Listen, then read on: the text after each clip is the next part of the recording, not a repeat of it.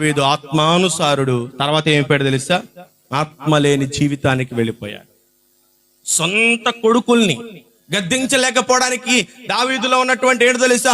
లోపటున్న పాపం దావీదుని గద్దించడానికి అవకాశం ఇవ్వట్లా.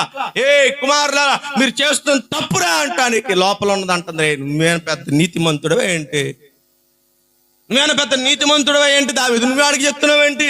ఆడేవాడు నావాడే, ఆడేవాడు నేను కన్నవాడిని, నేను వాడిని కన్నాను.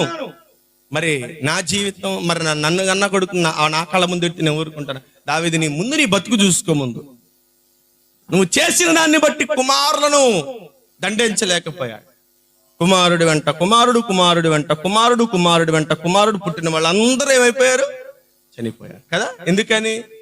ఒక క్రమము కానటువంటి జీవితంలో దావీదు అడుగు వేశాడు అంతే. అది తన తర్వాత తన కుటుంబాన్ని పతనావస్థకు తీసుకువెళ్ళిపోయింది.